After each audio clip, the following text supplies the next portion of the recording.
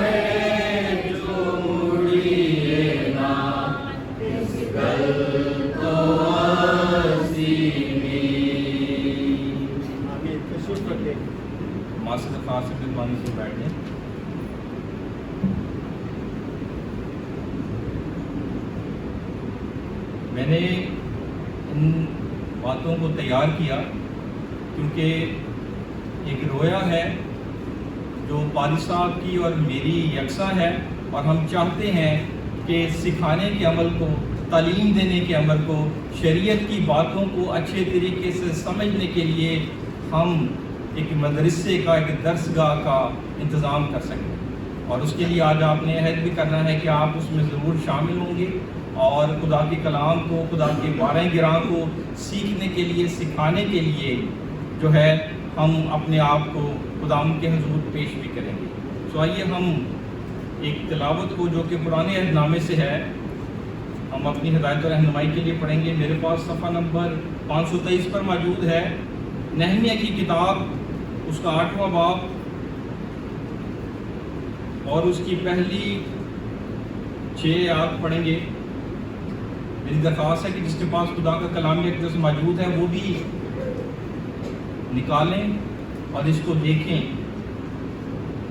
اس کا سرنامہ جو ہیڈنگ ہے وہ یہ ہے، عذرا شریعت کی کتاب پڑھ کر لوگوں کو سناتا ہے۔ قرآن نامے میرے پاس صفحہ نمبر 523 ہے۔ عذرا نہمیہ، عذرا پہلے ہے، عذرا کے بعد آتی ہے نہمیہ کی کتاب۔ پہلی آیت میں تو زوم مرقوم ہے، اور سب لوگ یک تن ہو کر پانی پھاٹک کے سامنے کے میدان میں اکٹھے ہوئے، اور انہوں نے عذرا فقیہ سے عرض کی کہ موسیٰ کی شریعت کی کتاب کو جس کا خداوند نے اسرائیل کو حکم دیا تھا لائے، اور 7ویں مہینے کی پہلی تاریخ کو عذرا کاہن توریت کو جماعت کے یعنی مردوں اور عورتوں اور ان سب کے سامنے لے آیا جو سن کر سمجھ سکتے تھے، اور وہ اس میں سے پانی پھاٹک کے سامنے کے میدان میں صبح سے دوپہر تک مردوں اور عورتوں اور سبوں کے آگے جو سمجھ سکتے تھے پڑھتا رہا، اور سب لوگ شریعت کی کتاب پر کان لگائے رہے۔ اور عذرا فقیہ ایک چوبی منبر پر جو انہوں نے اسی کام کے لیے بنایا تھا کھڑا ہوا، اور اس نے متتیہ اور سمان اور انایا اور اوریا اور خلقیہ اور مسیہ اس کے داہنے کھڑے تھے، اور اس کے بائیں ہاتھ فدایا اور مسائیل اور ملکیہ اور حشوم اور حسبدانہ اور ذکریہ اور مسلام تھے۔ اور عزرا نے سب لوگوں کے سامنے کتاب کھولی کیونکہ وہ سب لوگوں سے اوپر تھا، اور جب اس نے اسے کھولا تو سب لوگ اٹھ کھڑے ہوئے، اور عزرا نے خداوند خدائے عظیم کو مبارک کہا، اور سب لوگوں نے اپنا ہاتھ اٹھا کر جواب دیا آمین آمین، اور انہوں نے اونھے منہ زمین تک جھک کر خداوند کو سجدہ کیا۔ خداوند کے کلام مقدس کے پڑھے سنے سمجھے جانے پر اس کی خاص برکت ہو، اور سارا جلال ساری حشمت خداوند کے نام کو ملتی رہے، آمین۔ بائبل مقدس میں جیسے مچھلی جو ہے وہ پانی کے بغیر زندہ نہیں رہ سکتی، اس طرح جو خدا کے لوگ تھے جن کو خدا نے تورا دی، جو کہ مقدس موسیٰ کی معرفت ان کو ملی، وہ ان کی زندگیوں کے لیے بہت ضروری تھا۔ اور جو پہلی 5 کتابیں ہیں جس کو اسفار خمسہ کی کتب کہا جاتا ہے، ان کے اندر ہم یہودی جو توریت ہے، جو خدا کے دینی قوانین ہیں، ان کی بجا آوری کے بارے میں ہر یہودی کے اوپر لازم تھا کہ وہ خدا کے قوانین سے نہ دائیں مڑے نہ بائیں مڑے۔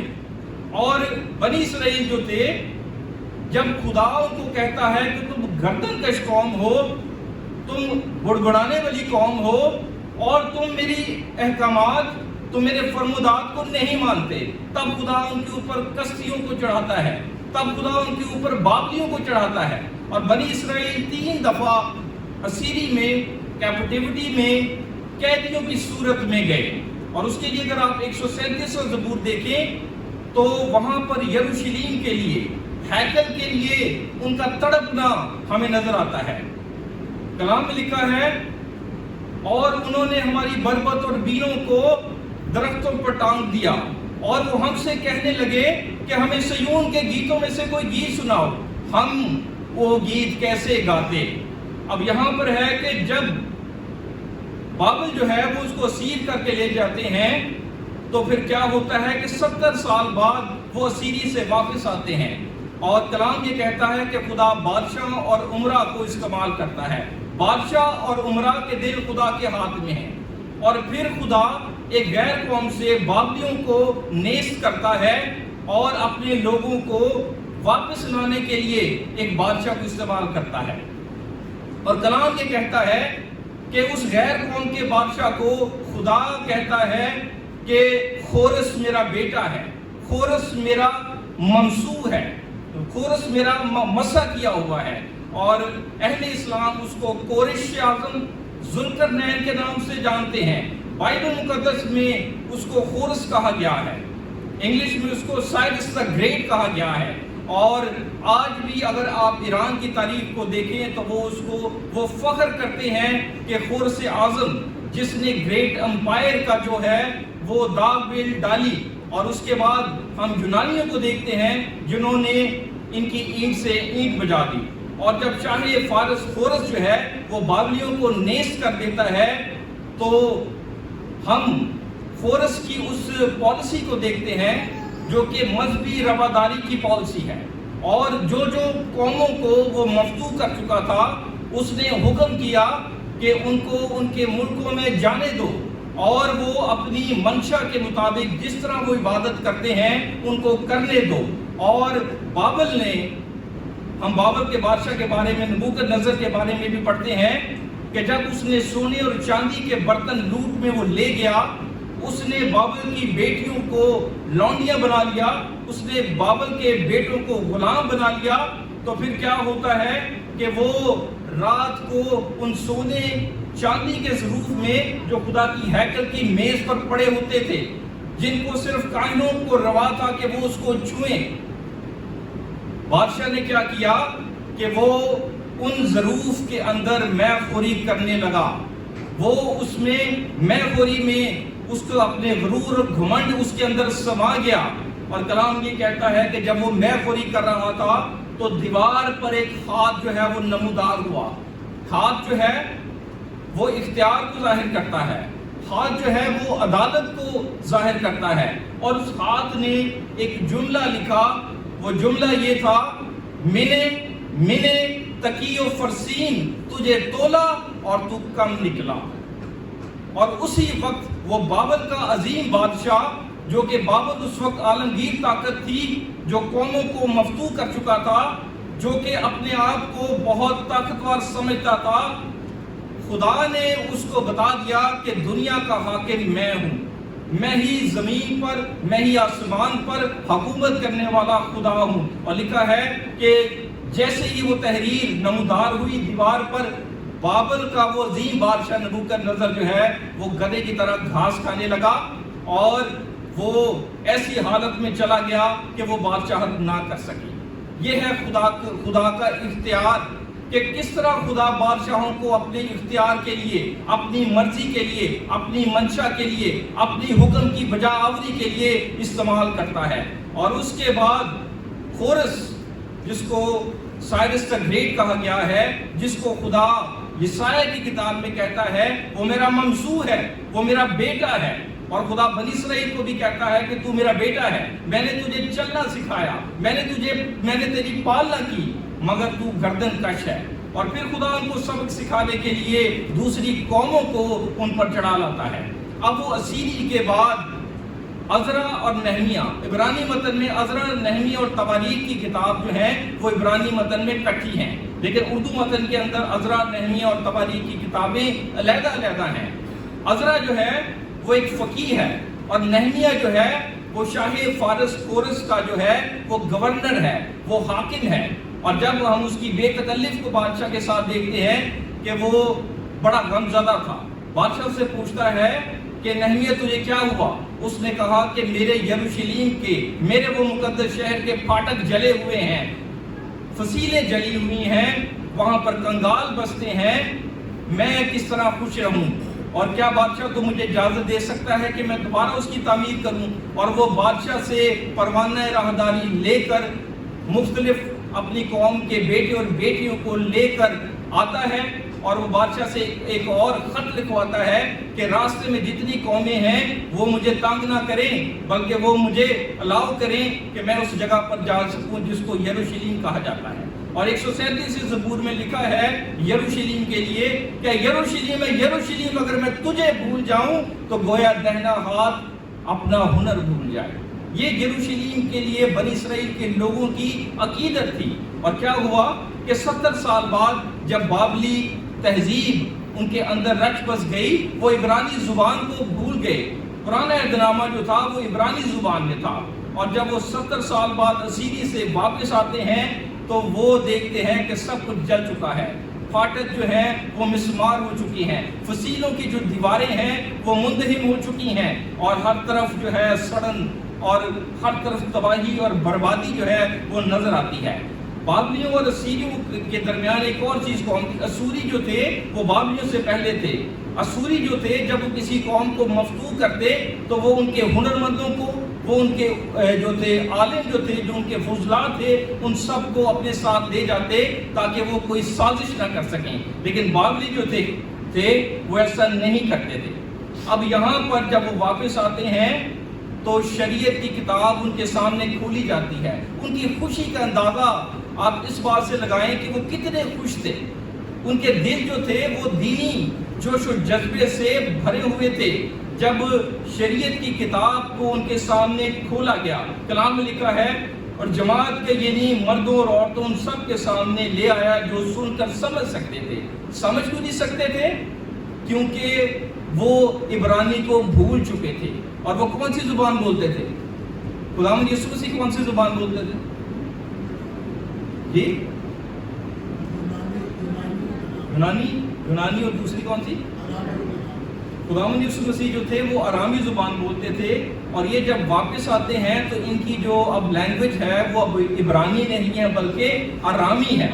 और शरीयत जो थी चूंकि वो इब्रानी में थी उनको समझ नहीं आ रही थी। और लिखा है कि वहाँ पर उसने ऐसे लोगों को खड़ा किया, 3 आयतों को पढ़ा जाता था और फिर इब्रानी से उसका अरामी में तर्जुमा किया जाता था ताकि वो उसको सुन सकें और समझ सकें। और जब उनको समझ आई तो क्या हुआ कि उनके दिल खुशी से भर गए। وہ انہوں نے خدا کے حضور سجدہ کیا، وہ اوندھے منہ لیٹ گئے۔ یہ بھی خدا سے ان کی عقیدت ایک نشان ہے کہ وہ زمین پر اوندھے منہ لیٹ گئے، انہوں نے خدا کو سجدہ کیا، اور جب شریعت پڑھی گئی تو انہوں نے کہا آمین آمین، اور اس کے بعد ہم کلام میں پڑھتے ہیں یعنی خدا کی شریعت میں سے صاف آواز سے پڑھا اور پھر اس کے معنی بتائے اور ان کی عبادت سمجھا دی۔ اور اس کے بعد کیا ہوا کہ ان کے دل جو تھے وہ غمزدہ تھے، وہ رونے لگے۔ لیکن اس موقع پر جبکہ عید قیام تھی، عید قیام یہودیوں کی ایک عید ہے جس کو خیموں کی عید کہا جاتا تھا، اور یہ اس مناسبت سے منائی جاتی تھی کہ بنی اسرائیل جو بیابان میں 40 دن کا سفر انہوں نے 40 سال میں کاٹا ان کی خود سری کی وجہ سے، تو کیا ہوا کہ خدا ان کو یاد دلاتا ہے کہ تم پردیسی اور مسافر تھے، لیکن میں تمہیں ملک موعودہ میں جہاں پر دودھ اور شہد کی ندیاں بہتی ہیں اس ملک میں لے کر گیا۔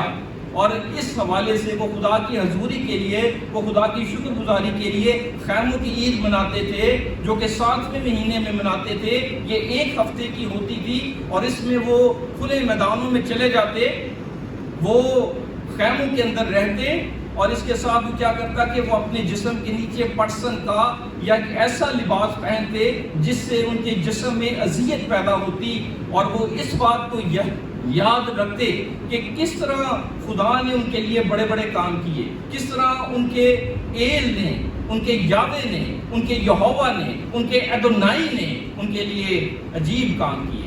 اور شریعت کے حوالے سے ہم یہ بھی دیکھتے ہیں کہ اسیری کے دور میں عبادت خانوں کا آغاز بھی ہوتا ہے تاکہ ان کو شریعت سکھائی جائے، تاکہ ان کو تعلیم سکھائی جائے، اور اس میں یہ ہوتا ہے کہ ہیکل کا جو باہر کا صحن ہوتا تھا وہاں پر یہودی ربی یا فقی اور فریسی بیٹھ کر شریعت کی جو تفسیر تھی، شریعت کا جو متن تھا وہ لوگوں کو سناتے تھے۔ پھر ہم یہودی بچوں کے اندر دیکھتے ہیں کہ وہ 5 کلموں کے اوپر عمل کرنا ان کے اوپر لازم تھا۔ پہلا کلمہ استثناء شڈا باپ، سن اسرائیل خداوند تیرا خدا ایک ہی خدا ہے، اور تو اپنے سارے دل، اپنی ساری جان، اپنی ساری عقل سے خداوند اپنے خدا سے محبت رکھ۔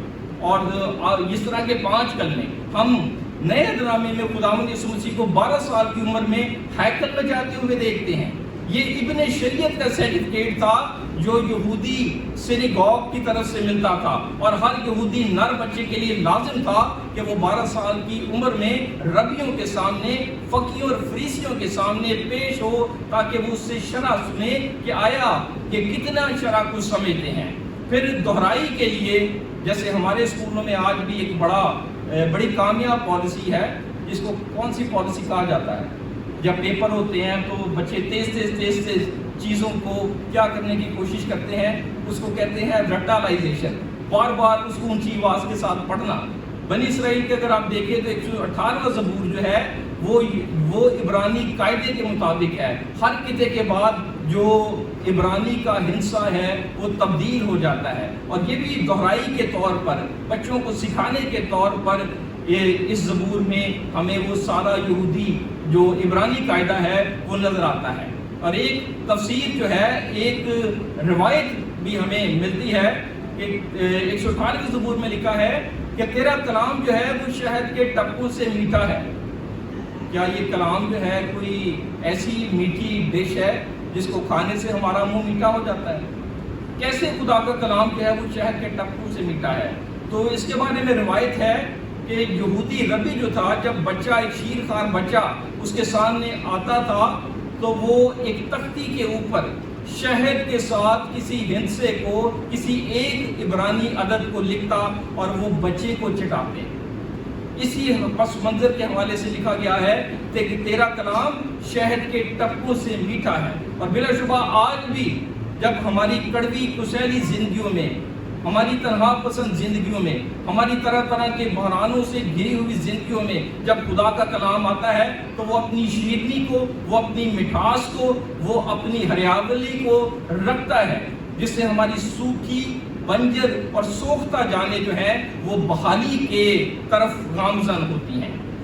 اس کتاب میں ہم نے پڑھا کہ کس طرح عزرا اور نہمیہ کوشش کرتے ہیں کہ دوبارہ فصیلوں کو قائم کیا جائے، دوبارہ ان کو شریعت سکھائی جائے، دوبارہ آرامی زبان میں ان کو اس کے متون سمجھائے جائیں، اور اس کے لیے لازم تھا کہ ایسے لوگ موجود ہوں۔ اور یہاں سے ہی مفکرین کہتے ہیں کہ اسیری کے دور میں ہی عبادت خانوں کا ذکر ہمیں ملتا ہے، اور اس کے علاوہ آپ قربان گاہوں کا ذکر بھی پڑھتے ہوں گے۔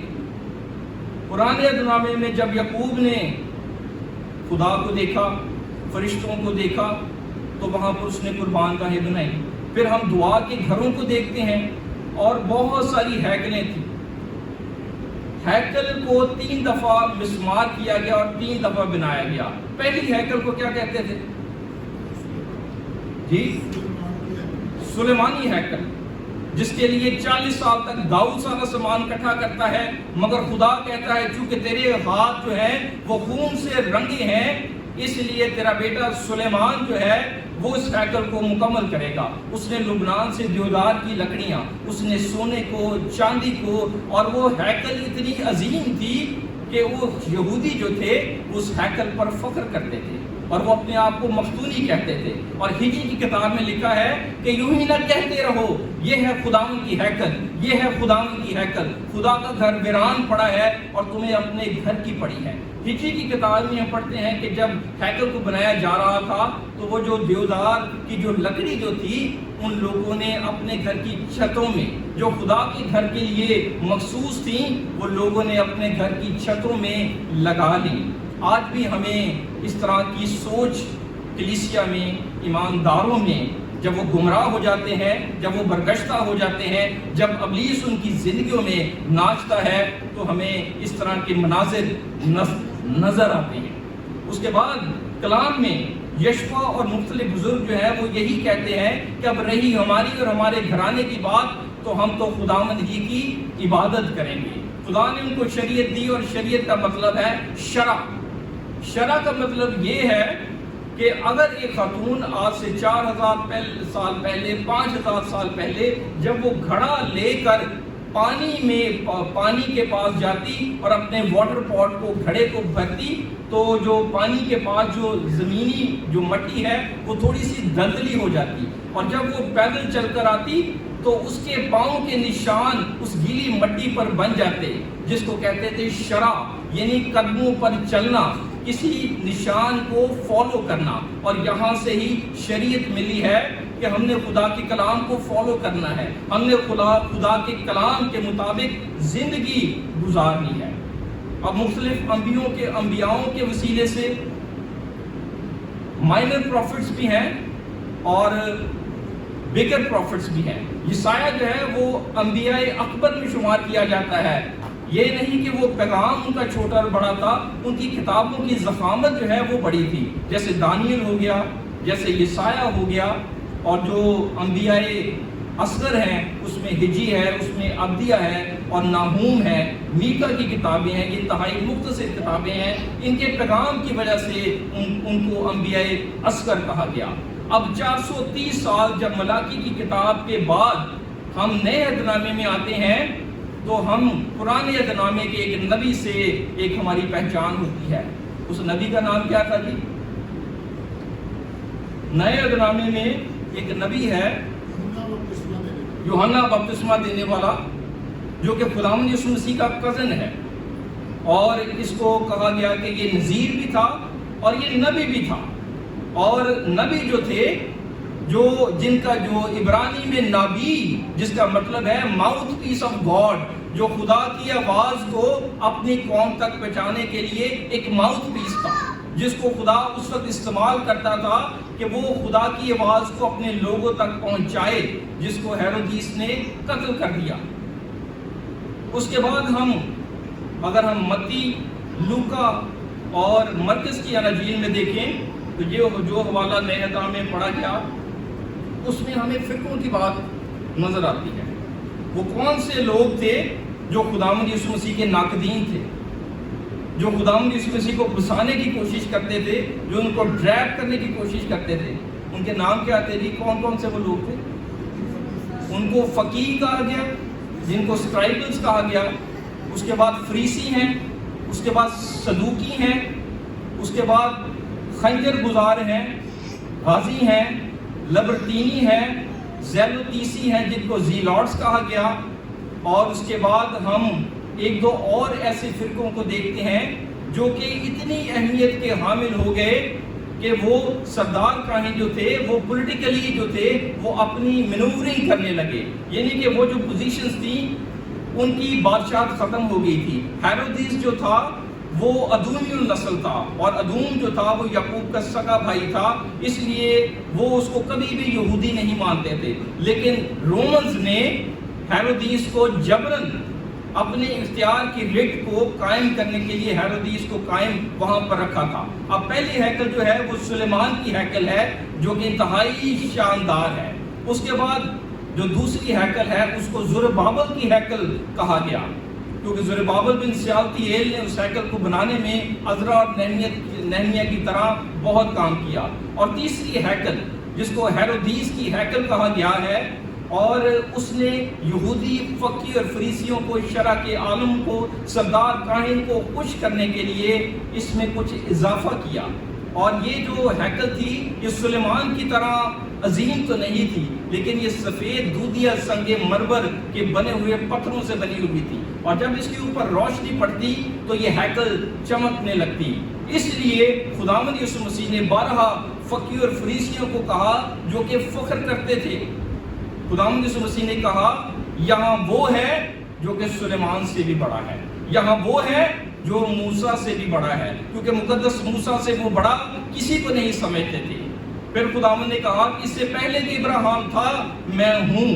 خداوند یسوع مسیح نے اپنی قائم ذات کے بارے میں بتایا کہ میں بنائے عالم سے اس دنیا میں موجود تھا، لیکن عبرانیوں کا مصنف جو کہ خدا کا بندہ مقدس پالوس رسول ہے وہ بیان کرتا ہے کہ خدا نے بیل اور بچڑوں کے خون کو نہیں بلکہ ہمارے لیے ایک بے عیب یکسالہ نر قربانی کے لیے ایک ایسا جسم تیار کیا جو کہ آخری ریویلیشن ہے کہ خداوند انسانی جسم پہن کر زمین پر آیا اور اس کی مار کھانے سے ہم نے شفا پائی۔ اب یہ حوالہ جو ہے خداوند یسوع مسیح جو ہے وہ صرف 12 سال کی عمر میں ان کا بچپن کا واقعہ ہے، 30 سال تک خداوند یسوع مسیح جو ہے وہ تاریکی میں، خاموشی میں اپنا کام کرتے ہیں، اور آخری جو 3.5 سال ہے اس میں خداوند یسوع مسیح اپنی خدمت کی پبلک ڈیکلریشن کو لوگوں کے درمیان شیئر کر رہے ہیں، اور خداوند نے عبادت خانوں کا استعمال کیا۔ اس کے بعد پلوس نے بھی خداوند کے قدموں پر چلتے ہوئے یہودی عبادت خانوں کا استعمال کیا۔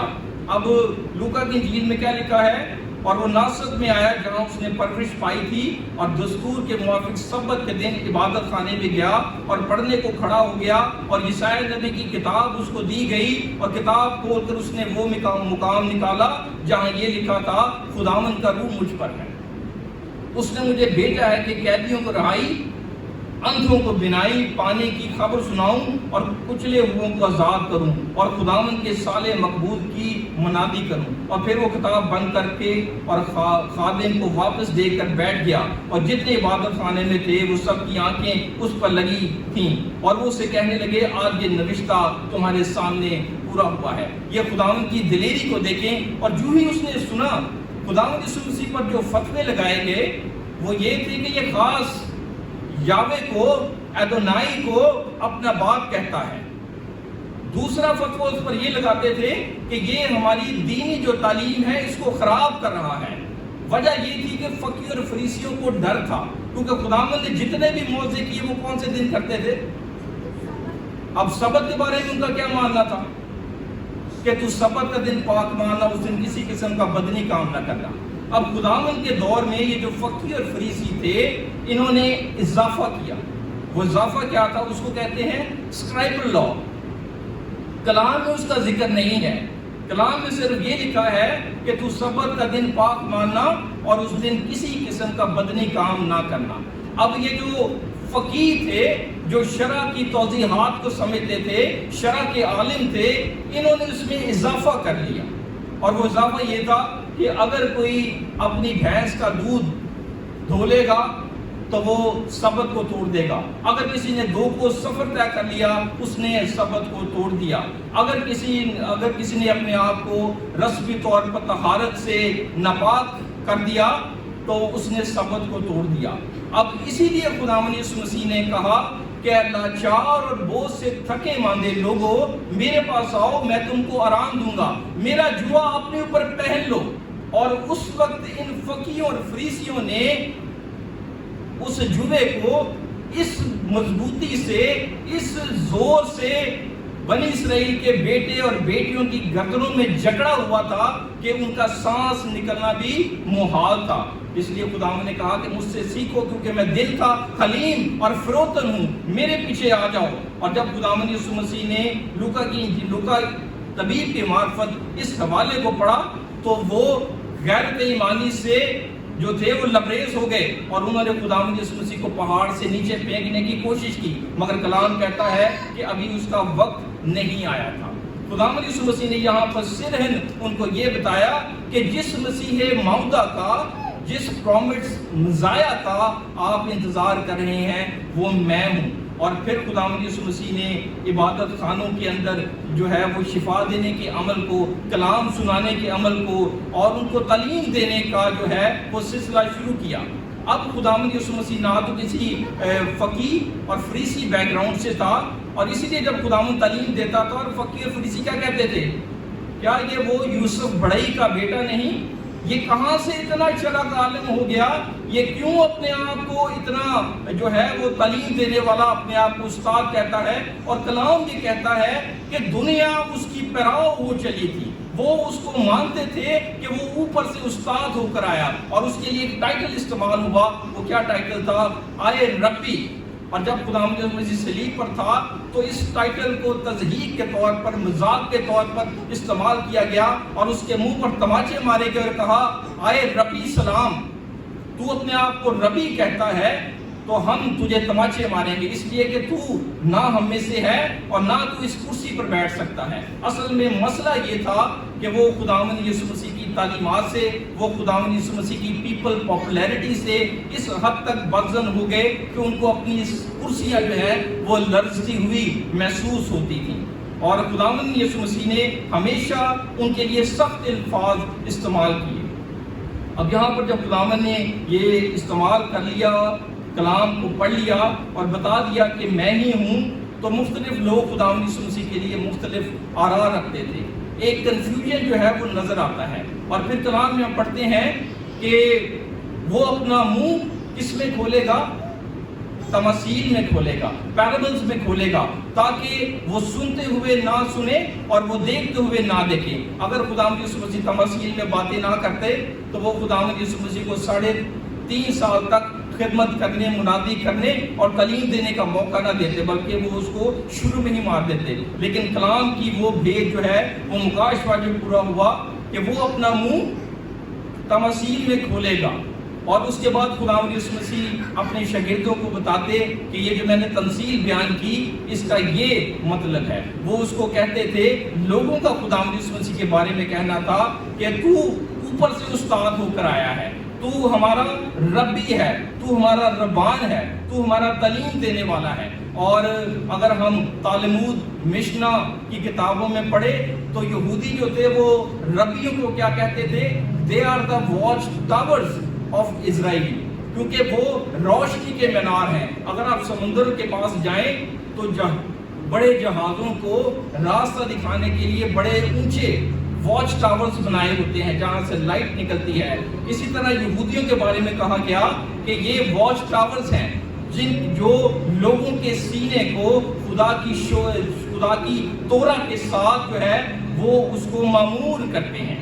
سو شریعت کا، تورات کا ان کی زندگی میں کتنی قدر اور کتنی اہمیت تھی، اور خداوند یسوع مسیح نے بھی شرع کی جو تھی اس کو پورا کیا۔ اور خداوند نے کیا کہا کہ میں پرانی کتابوں کو، میں شریعت کو کیا منسوخ کرنے نہیں آیا بلکہ پورا کرنے آیا ہوں۔ بہت سارے لوگ آج یہ کہتے ہیں کہ پرانا عہد نامہ جو ہے وہ متروک ہو چکا ہے، وہ ڈسکارڈ ہو چکا ہے، وہ ہمیں پڑھنے کی ضرورت نہیں، بلکہ اب ہم فضل کے دور میں ہیں۔ میرے عزیزو، پرانے عہد نامے میں کیا لکھا ہے کہ تو زنا نہ کرنا۔ اب موسیقی شریعت کہتی ہے کہ خون کے بدلے خون، دانت کے بدلے دانت اور آنکھ کے بدلے آنکھ۔ اور نیا عہد نامہ کیا کہتا ہے؟ خداوند یسوع مسیح نے جو انگریزی کا محاورہ ہے کہ ٹو نپ دا ایول ٹو دا بڈ، بدی کو، گناہ کو جڑ سے ختم کرنا۔ اب کلام یہ کہتا ہے، خداوند کی تعلیم کو دیکھیں کہ جب کوئی زنا کرتا ہے تو اس سے پہلے اس کو کدھر پلان کرتا ہے؟ اپنے دماغ میں، اپنے ذہن میں ایک سکیچ بناتا ہے ٹریپ کرنے کے لیے، ایک